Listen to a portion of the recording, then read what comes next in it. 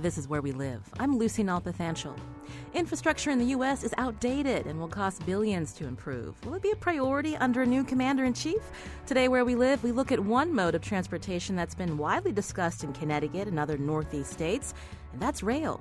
We'll hear from a Washington Post reporter on the latest to update the rail system from D.C. to Boston. The Federal Railroad Administration has a new plan to do just that, but some Connecticut officials and shoreline residents aren't thrilled. We'll find out why. And what's the latest with that New Haven to Springfield line? We'll talk with a state resident who blogs about transportation.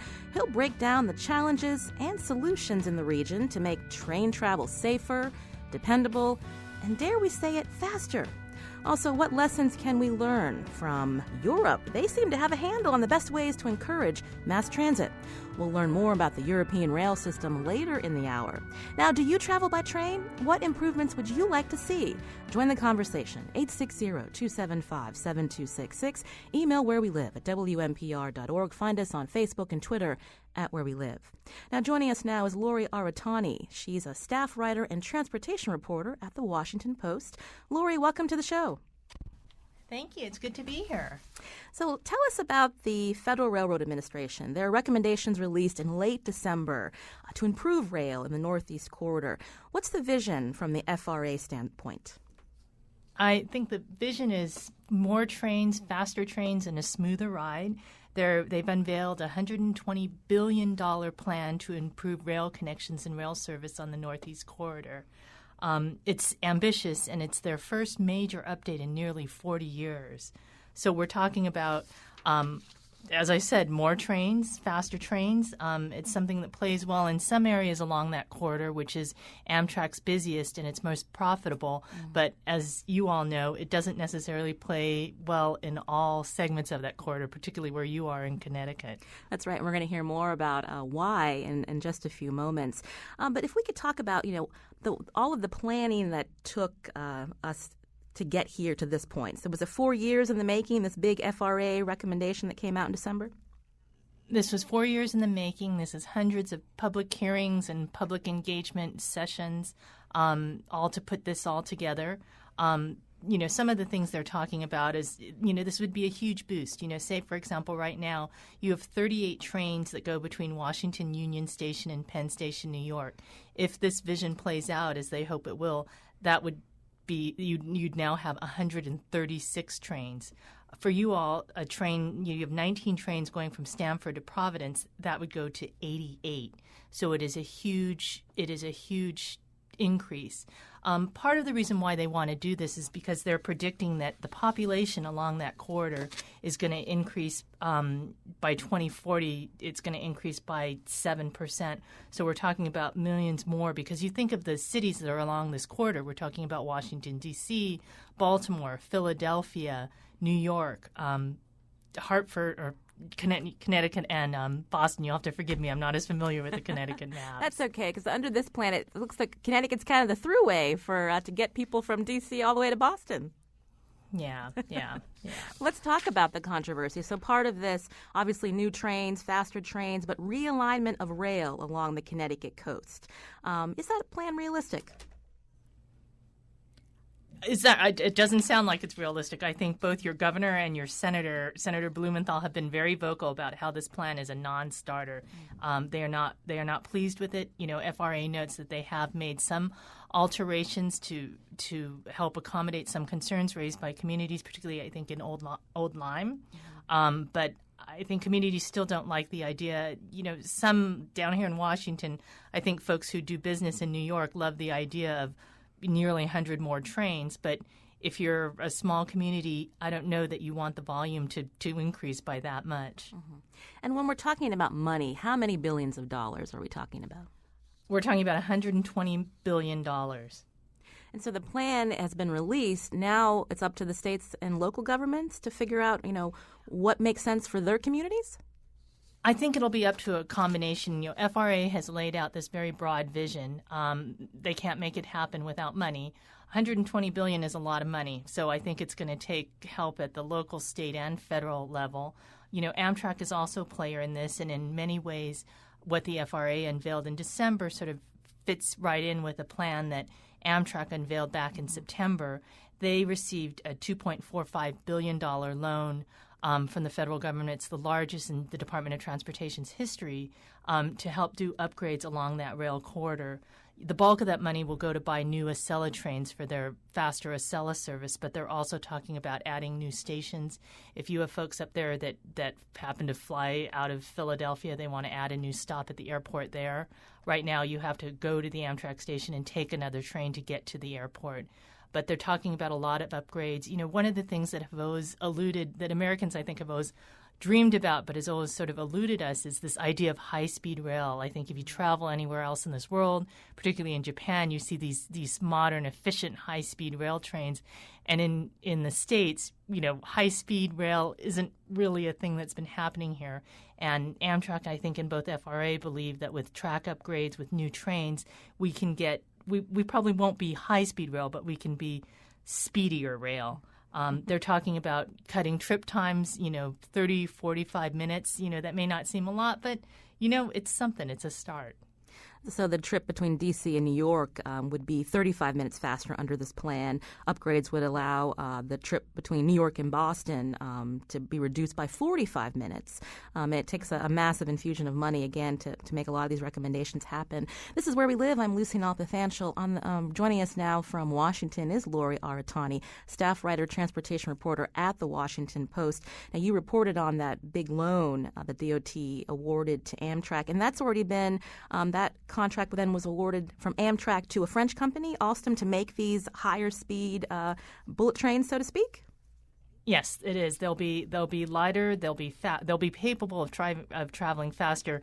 Right now, they travel about 135 miles with some upgrades and new trains.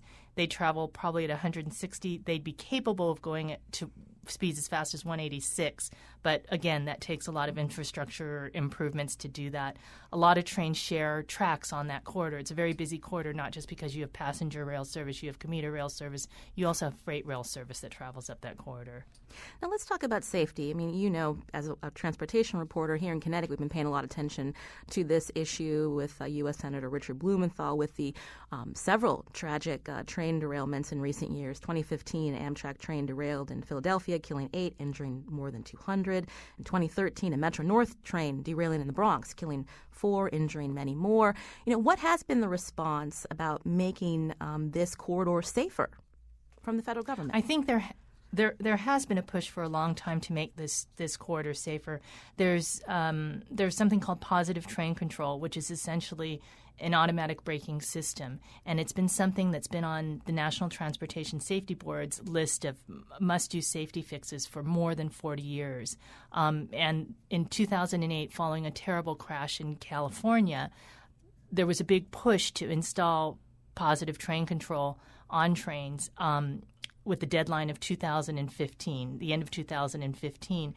In the middle of that, the railroads don't like it. It's NTSB says it's life-saving technology, but for the railroads, it's just another expense. I think the estimate is that it's a $14.7 billion fix or enhancement, and railroads have argued against it.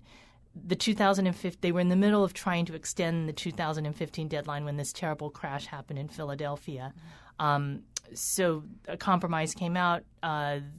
They've got an extension for 3 years with a possible extension of 2 years after that.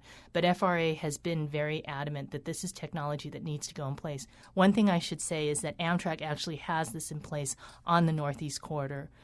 You might recall that we recently had a crash in Hoboken where the commuter train crashed into the station. New Jersey Transit did not have positive train control. So I think there is a big push. I think we'll see what will happen, though, with the changeover administration.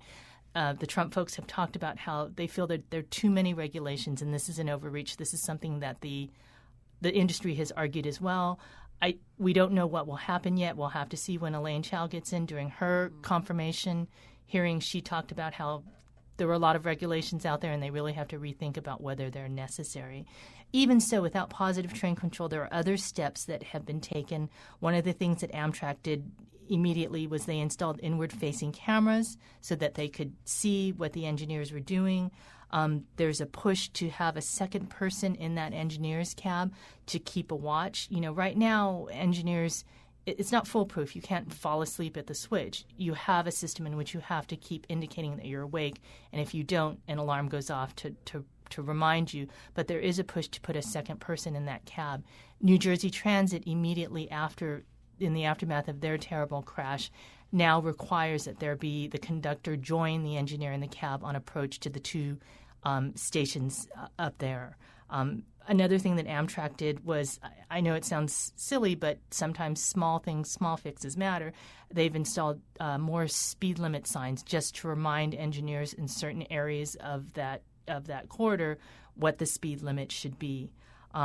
There's also, New Jersey Transit also changed.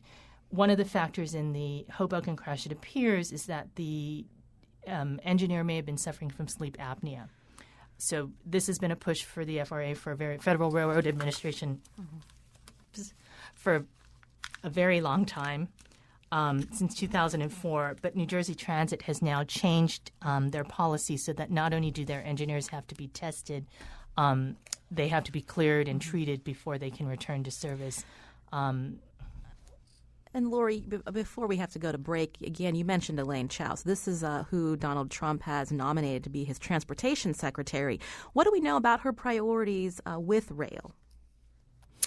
We don't know a whole lot. We know that during her confirmation hearing, she had committed to getting a lot of briefings, it sounds like, and working well with her partners in Congress. But it's not clear what her priorities will be. As you know, the Trump campaign and the Trump administration has talked a lot about $1 trillion investment in infrastructure. But infrastructure can be a lot of things. I'm sure folks are hoping, depending on what mode of transportation you use, it could be roads, could be trains. So we'll have to see how she feels about rail. She did make a point of mentioning during her hearing that her father and sister and twin nieces did take Amtrak down to D.C. to be part of her hearing. So maybe that's good news for folks who travel along that corridor. And we've heard that President-elect Donald Trump has a lot of connections in the corporate community. Any connections with the president of Amtrak? I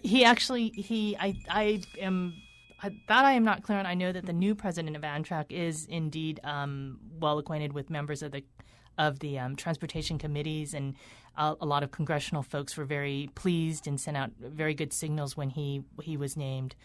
So we'll have to see. But he is someone that comes from business, so Trump may find common ground with him. They may talk a similar language, so that could also be good news. He may also bring, I think folks are hoping, a more business-minded approach to running Amtrak.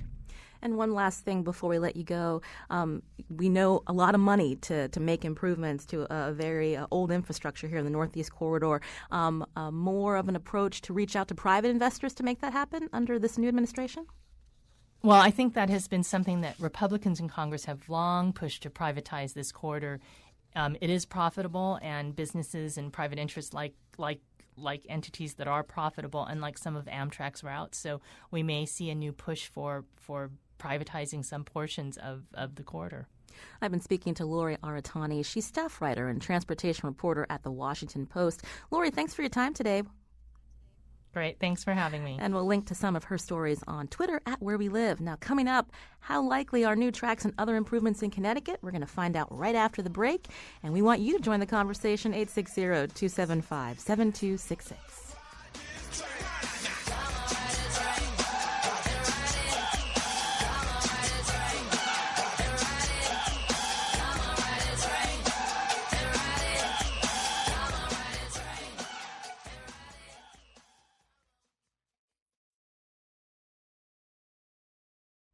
This is Where We Live. I'm Lucy Nalpathanchel. Trains, they seem like such a romantic way to travel. Kids love them, adults do too, unless the train they're waiting for is running late and crowded, then forget it. It can seem like an antiquated way to travel. But there are plans to improve the railways, but it will cost billions, as we heard from our last guest. So what are the viable options in Connecticut? To help us answer that question, we're joined now by Jim Cameron. He's a transportation columnist, blogger, and founder of the Commuter Action Group. Jim, welcome back to the show. Thank you, Lucy. So tell us about your perspective on the FRA's latest plan to make trains more reliable and faster. Why is it controversial here in Connecticut? Well, one of the things that Lori from the Washington Post didn't mention was that there were a number of different alternatives that were considered to try to improve and really build world-class high-speed rail through Connecticut. There were different routes that were considered. One actually was going to go from Penn Station, New York, into Long Island and then into a tunnel through Long Island, under Long Island Sound, and then up through New Haven, up through Hartford, and up through the quiet corner to Boston. The other route, the one I favored the most and I think makes the most sense, would be to take an inland route, basically following Interstate 84. So you'd come up from New York along 684 through Westchester, hang a right, go through Danbury, Waterbury, Hartford, and then on up to Boston. The advantage of that route was it could be brand new. It could be straight as an arrow, and you could really achieve the kind of world-class 200, 225-mile-an-hour speeds that we have in Japan and China and Europe. There was a lot of opposition to the inland route from business interests along the coast, the governor, the folks in Stamford, the Fairfield Business Council. They felt they were going to be left out and that they'd be kind of an economic cul-de-sac, if you will. Well, Amtrak never said they would do that. They said they would continue a Acela service along the coast. But the opposition to that inland route forced the FRA to say, okay, you really want to stay along the coast, along the tracks you've got now? We'll do that. And what they came up with was a realignment of some of those tracks, in many cases following the existing right-of-way, but also peeling off in other areas and going along I-95. Now, they're a little ambiguous as to whether they would run the railroad through the median in the middle of the highway or alongside the highway. But the opposition that we heard from folks in Old Lyme, where that realignment would run basically through their historic district, is now being paralleled by communities like Greenwich and Stamford and Darien and Norwalk, where the idea of having a high-speed rail line run along 95 or on top of 95 is not really winning many friends. And one of those people speaking in opposition is Richard Blumenthal. He's called this plan to realign the tracks along Connecticut shore dead on arrival. Here he is speaking at a congressional briefing last month. I am disappointed that this report continues to adhere to a realignment and resetting of routes that essentially imposes environmental costs that are unwarranted, quality of life costs, financial costs, and potentially costs in sacrificing historic landmarks. I wanted to bring into the conversation now another voice. Matthew Nemerson is in studio with us. He's Development Administrator for the City of New Haven. Welcome to the show. Thank you very much, Lucy. So New Haven, obviously a very important city. A lot of people travel down there to hit the train to go down to New York. What's New Haven's perspective on FRA's latest plans? Well, we have been following this for many, many years and are very we actually like a lot of the plans. And, Jim mentioned the plan that went to Long Island and then went under the Sound. We thought that was actually viable, although very expensive. But tunneling has gotten much better, and it's happening all around the country. But we actually like the plan a lot right now. And for us, in terms of the commute shed, the ability to get to more jobs, it's a very, very important part of, I think, the future of Connecticut's growth, because being able to go faster and to have more trains between both New Haven and Bridgeport and Stamford getting into New York really opens up millions of jobs. And a lot of this is really about how far you can get in an hour, in 45 minutes on a train. We all know how backed up the highways are. We know how hard it is to create jobs in Connecticut. And so being linked to the New York job market is certainly a critical thing for all of us. We're a little disappointed that the way the senators jumped on some of the obvious environmental things that the report said would be worked out. We knew there were a lot of things that had to come in terms of sort of finalizing all of this. We're part of a big, big system here between Washington and Boston. And as you said earlier in the show, we're just one piece of that. And we don't want to see the money spent simply between Washington and New York, where there obviously is the largest economic gain. But we think that for us, the percentage gain, New York might pick up 10% more jobs in terms of a commute shed. A place like New Haven can go up 10 times. And so for us, this is really a critical issue, and we feel that for the entire state, and especially now with the Springfield line being connected to New Haven, that this is really an existential moment for Connecticut to be part of the whole growth between Washington and Boston and New York. And we've seen that Connecticut's been bypassed by a lot of that. We think this rail system can actually make a big difference. So you were saying that you think it was premature for Richard Blumenthal to say dead on arrival? Well, we were a little disappointed about that. We talked to his office. We understand the intensity against this in places like Old Lyme, and that's certainly the way these kind of environmental things work. 100 people against something are different than a million people who are kind of for it. And but we think that it's very important that we express that we want to be part of this system between Washington and Boston, and that we've seen companies leave Connecticut, go to Boston. We've seen sort of a realignment of New York as a tech center. We really want to own all of that. We feel that we're so close. We're a lot less congested. Even though there is a lot of congestion in the Fairfield County area, it's still a lot less compared to northern Jersey and the New York area. We think we can be advantaged by both price and by just quality of life here. But you have to have the connections, especially with young people. And I think you have a lot of shows that you talk about different generational issues. Millennials love to travel by train. They don't even mind a crowded train or it being a little bit late compared to having to get a car, compared to having to sit in traffic on I-95. There are so many advantages to trains. High-speed trains, but also, as Jim and Lori pointed out, just the number of trains that are going to be on the system, the new train sets coming in. What a great opportunity for Connecticut to be totally cemented to the Boston and New York areas. Jim Cameron, what's your take? Again, transportation columnist and blogger, founder of the Commuter Action Group. Well, there's this dream that I keep hearing from the business community of what they call 30-30-30. Having trains that can run from Hartford to New Haven in 30 minutes, from New Haven to Stamford in 30 minutes, and from Stamford to Grand Central in 30 minutes. Well, that's not going to happen. It's not with this existing right-of-way. I mean, a train from New Haven to Grand Central now, it's about 75 miles. It takes about 2 hours. There's no way you're going to get that down to 1 hour. What the FRA is proposing with this coastal route is not true world-class high-speed rail.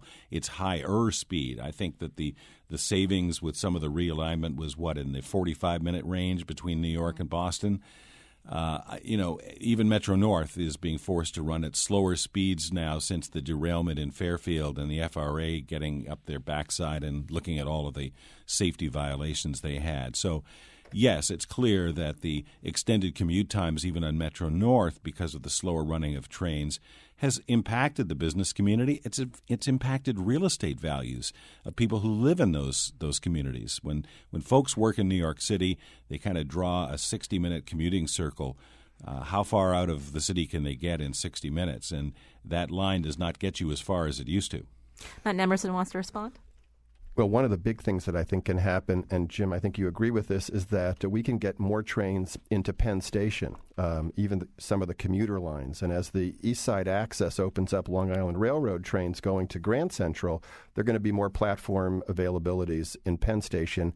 That is a much faster commute when you make that left-hand turn at New Rochelle and bring the trains there. West side of Manhattan is very powerful. And also, yes, it's true that people are looking for how far can they get from when they're in New York City, but we're looking at how far can you get a job when you're living in New Haven or Bridgeport. Because for us, having the advantages of Yale and having a lot of the high-tech firms in Connecticut, oftentimes a spouse or a partner wants to still have a job in New York or Boston. They may not be commuting every single day, but being able to get there even in an hour and 30 minutes is a huge advantage over 2 hours. So for us, this is a very important way to be more competitive globally.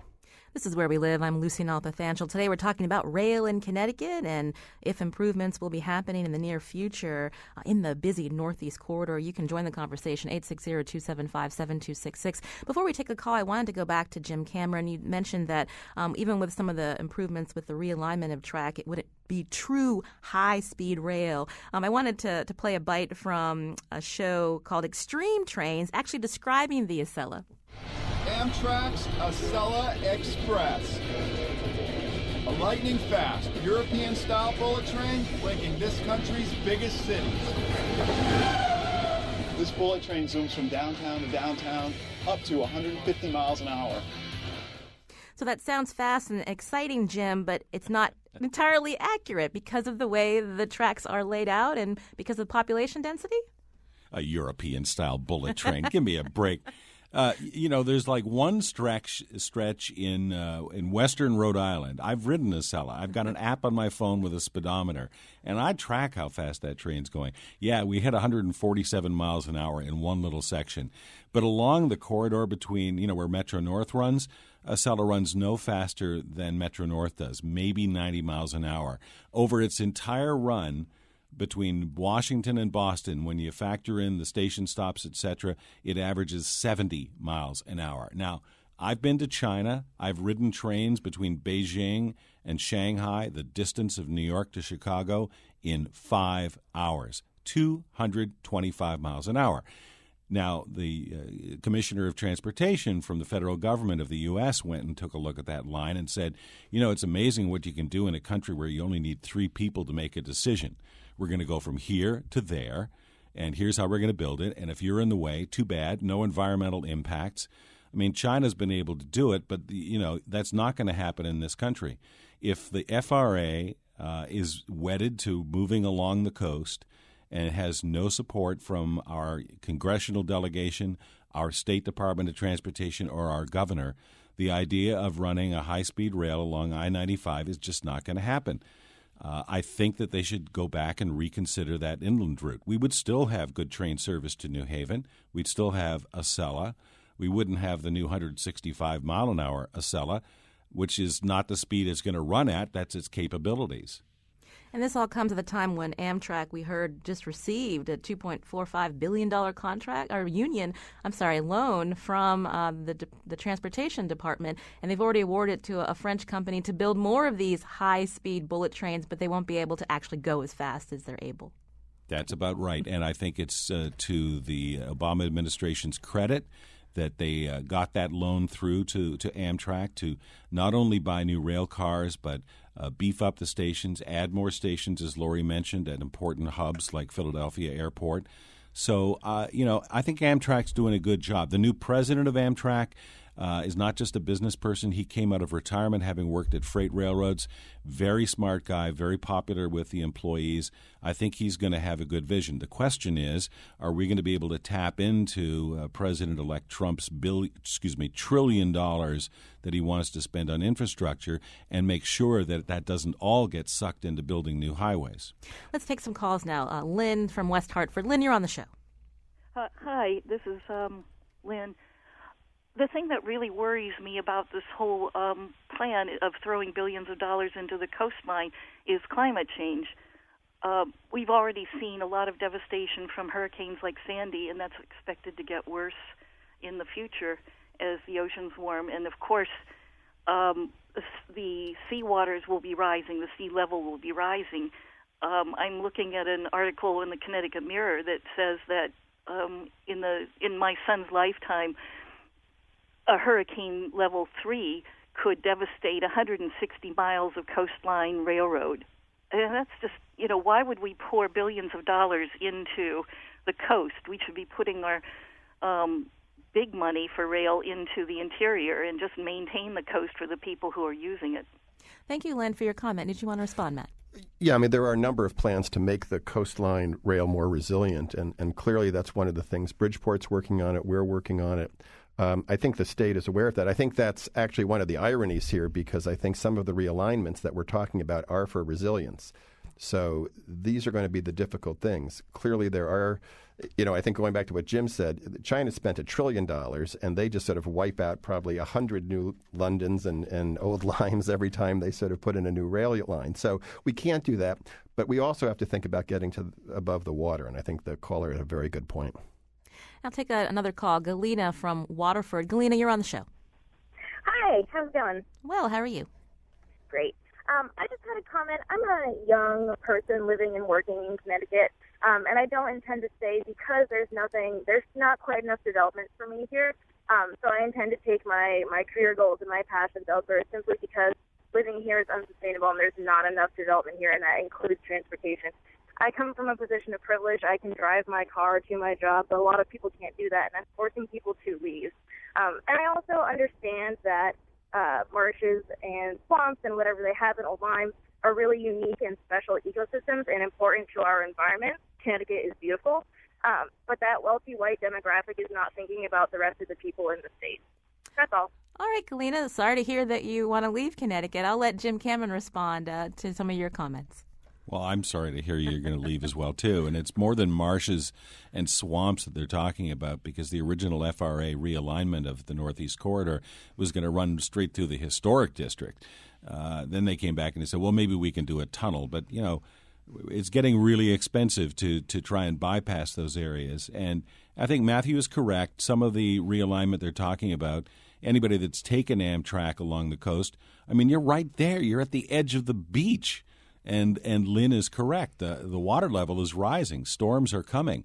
So we've got to do something if we're going to stay along the coast to either raise the track or move it slightly inland, keep it away from the perils of climate change. I mean, you know, if global warming continues, the coastline is going to be closer to the Merritt than it is I-95. This is Where We Live. I'm Lucy Nalpathanchel. Today we're talking about rail. Jim Cameron joining us from the studios of WSHU, a transportation columnist, blogger, and founder of Commuter Action Group. Also, Matthew Nemerson, Development Administrator at City of New Haven. You can join the conversation, 860-275-7266. I wanted to shift from the shoreline to the middle of the state, and I wanted to find out about that New Haven to Springfield line. Here's Governor Daniel Malloy on Where We Live last week, giving us a timeline for when this project could be ready. That will open sometime next year, as early as January, as late as perhaps spring. In part, it might be delayed because we have appropriated more money to double-track more of that system, and it might make sense to hold off, even though the bulk of the system will be completed, until we get the final segment that we're double-tracking. You know, that was once a four-track system, which was discontinued and then torn up piece by piece by piece. So that system will, in fact, be a brand-new system of tracks from New Haven to Hartford to Springfield and hopefully well beyond. So we're hearing January 2018, maybe spring 2018. Matt Nemerson? You know, it's very exciting. Once upon a time, 100 years ago, 150 years ago, you could get to almost any place in the state by train. I mean, you could certainly get to Meriden, you could get to Danbury, you could get to Derby. By train, every city was connected. This will be a game changer. Just like people in New Haven want to get to New York, people in Meriden, North Haven, Berlin want to get to Hartford, they want to get to New Haven, they want to get to Stamford by train. And so for the young woman who called in before and said she was leaving, I think there are going to be hundreds and thousands of young people who are going to now be able to live not only in New Haven, but along these lines, get to jobs in a Hartford, in a North Haven, from a New Haven, and vice versa. It's really going to change people's perception of the city, the cities here. And I think if you look at the success of northern New Jersey and other places that have rich, sort of dense commuter rail, people just have a lot more choices. And right now, for people who don't want to have a car, who want to live in an apartment, there aren't that many choices. Fortunately, New Haven is benefiting a great deal from that. We're booming. We're building thousands of apartments, and they're filling in Hartford, too. But I think that for the future of the state, having these kinds of rail connections, and we'd like to see modernization of the Waterbury line as well, because that will open up the entire valley to rail. So we're delighted with what the Malloy administration is doing with trains on the inland portions. And Jim Cameron, you've been following, obviously you follow transportation closer than most people. We heard Malloy saying this could be ready by 2018. How has this changed from the beginning when the project was first announced? Well, I mean, I remember this project when it was envisioned by the DOT back in the 90s. I mean, they had a dream for doing this. They just didn't have any money for doing it. And to the governor's credit, and I've never been shy about criticizing the governor, but to his credit, he was able to scoop up money that was part of the shovel-ready Obama administration economic revitalization years ago that was passed up by Florida to put into the New Haven line. I think it's going to make a big difference, not only in terms of getting cars off of I-91, as Matt was talking about, allowing millennials to enjoy transit-oriented development, housing near a train station that they can then use to get to their jobs. But also psychologically, it's going to make a big difference in Hartford at the legislature. The legislature is now going to have its employees and its members be able to take a train to their jobs. And psychologically, that's going to make a big difference because for many years, when I went up to Hartford to testify in favor of transportation initiatives with Metro North, I got this blank stare from people saying, you people on the Gold Coast can go buy your own damn trains. We don't have any train service here. Well, they're going to have it. And I think that's going to make a big psychological difference in the way state government looks at investing in rail. Quickly, Matt? Yeah, Jim's right. And also the Boston all the way to upstate New York and all the way to the Midwest line was also part of the dream. And one of the reasons that they put money into this from the Obama administration was to connect the shoreline to the sort of Boston to inland route. And that's also going to change the strength of Springfield in terms of its connections to Boston.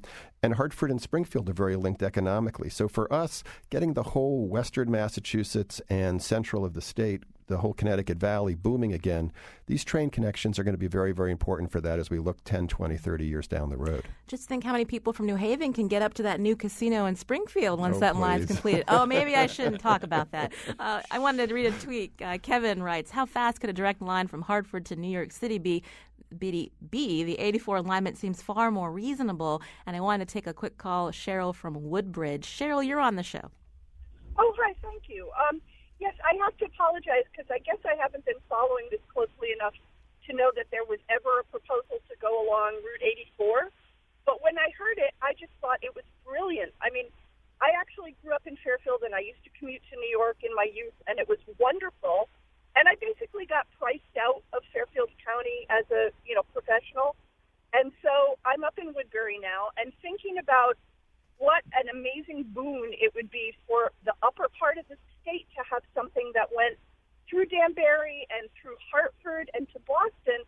It seems to me exactly what this state needs in that, it would connect Hartford, to the rest of the civilized world, so to speak.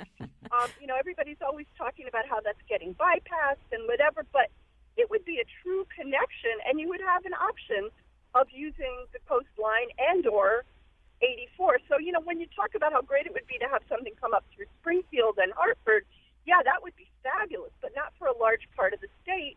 It would still leave all the rest of us sort of rail poor. And I just think that's sad, considering when my grandma was growing up in Washington, Connecticut, she could take a train to anywhere, New Milford and New York, wherever she wanted to go.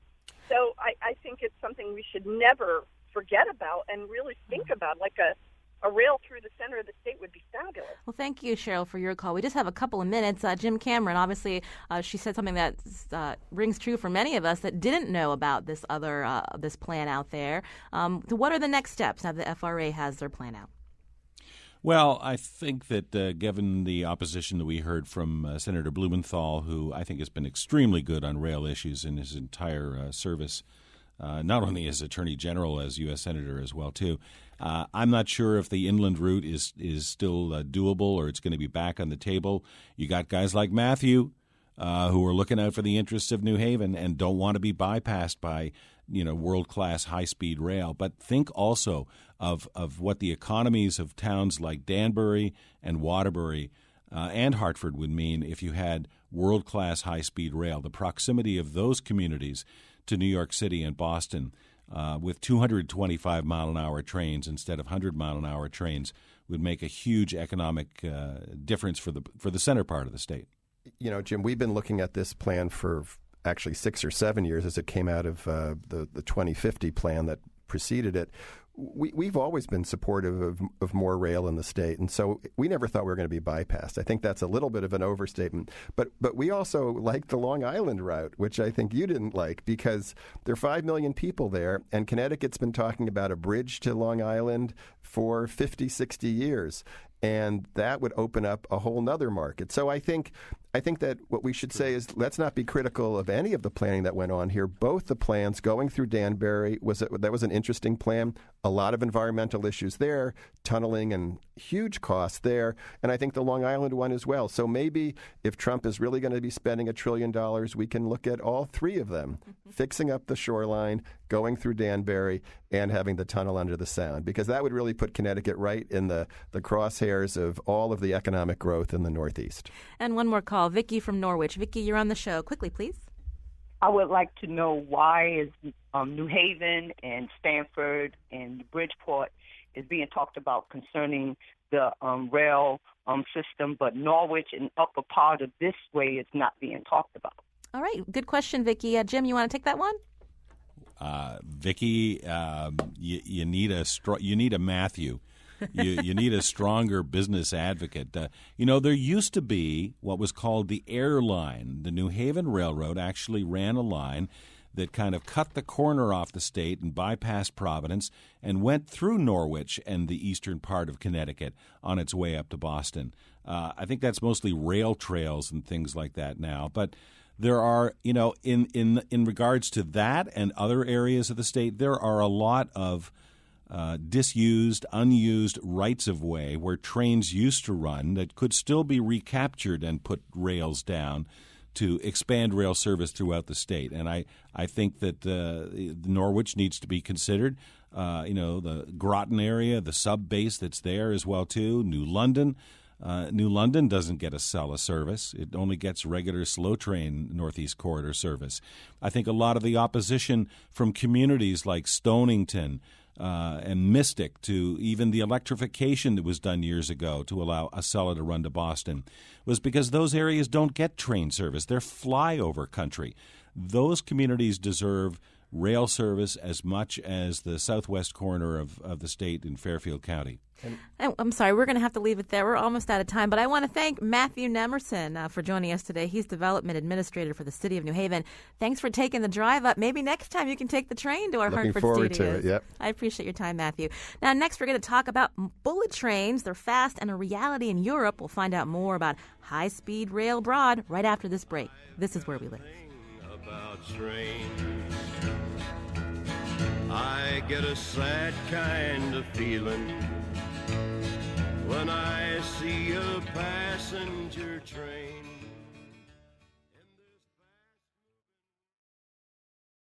This is Where We Live. I'm Lucy Nalpathanchel. Coming up tomorrow, the inauguration of President-elect Donald Trump.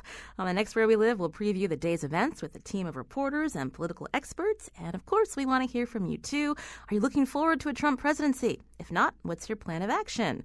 Join the conversation on the next Where We Live. That's tomorrow. Now, today we're talking trains. Jim Cameron is with us today. He's a transportation columnist, blogger, founder of the Commuter Action Group. Joining us by phone now is Ben Adler, staff writer at grist.org. Ben, welcome to the show. Thank you for having me. Now, we invited you on because you wrote a story, What America Can Learn from Europe's High-Speed Train. So tell us, what can we learn? Well, Europe has a much more advanced high-speed rail system than the United States does, and we're talking now finally about catching up, in part, the California plan being the most notable example. But the thing that is important to understand about Europe is that cities are much more densely concentrated in and around their cores, and that lends itself much more to rail transit. And so, which isn't to say that we shouldn't try to do it here, only that it's important to situate the stations in downtown centers, and that will trigger more development of housing and commercial space and local transit around those stations, where it doesn't already exist necessarily, rather than going out to some sprawling suburb and putting a high-speed rail station there. That won't necessarily work or pay for itself, because if people have to drive on either end of their trip, they're not going to take the train. We know that sprawl's a problem here in the States, but you also wrote about just riding a real high-speed train in Germany between Berlin and Hamburg, and how that's radically different than riding the Amtrak's Acela. Tell us about that. Well, it's just a much better value. I mean, it is faster than the Acela, but is priced more like the regional Amtrak, or even cheaper than the regional Amtrak. So it's just an altogether better experience. Also on time, in a way that, if you take the Amtrak, it's usually late. But it's complicated because they have prioritized that. It's not just that Amtrak's poorly managed, though it probably is.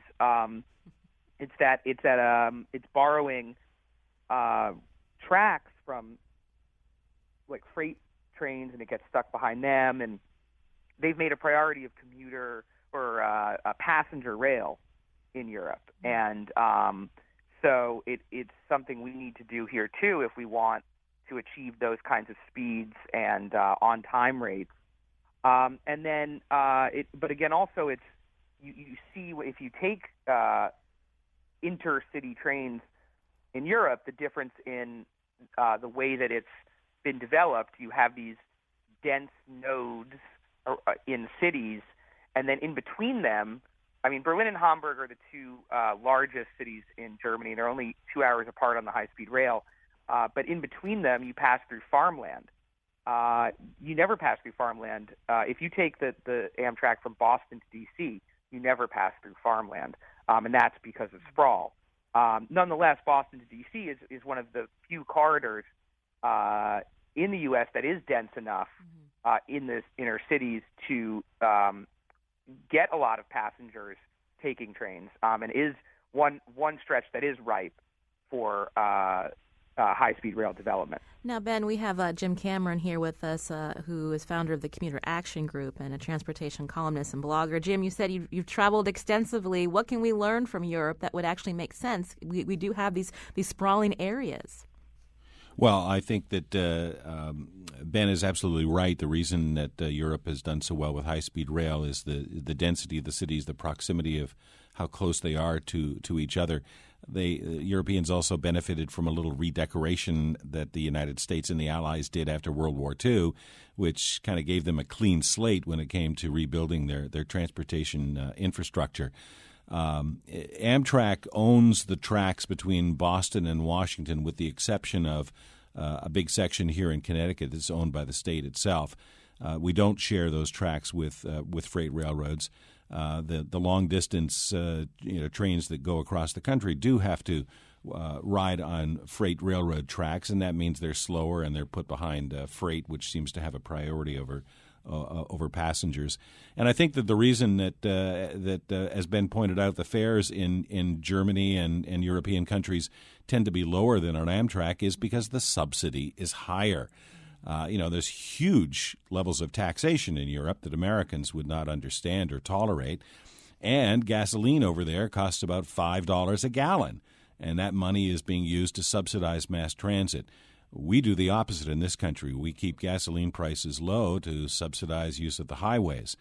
I think one of the solutions to the traffic that we have in this state, in Connecticut, along 95, along the Merritt, is to raise gasoline prices and use that money to subsidize mass transit. Those rail lines run right along those highways.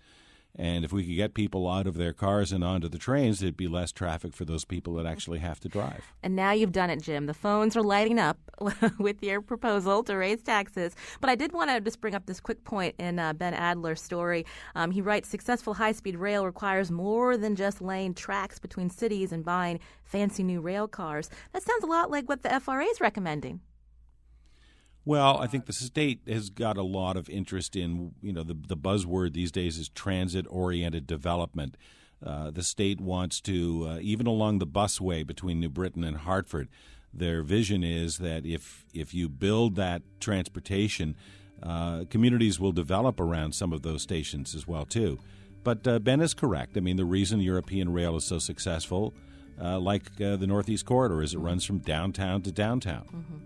Well, we've run out of time. I want to thank Jim Cameron, transportation blogger and founder of Commuter Action Group. He joined us today from the studios of WSHU in Fairfield. Thank you so much, Jim, for your time. My pleasure, Lucy. Thanks. Also, thanks to Ben Adler, staff writer at thegrist.org. Thank you, Ben. Thank you. And special thanks to Cormac Neely, the biggest rail fan I know. He alerted me to this awesome series on YouTube, Extreme Trains. Just don't believe what they said about Acela. I'm Lucy Nalpathanchel, and thanks for listening.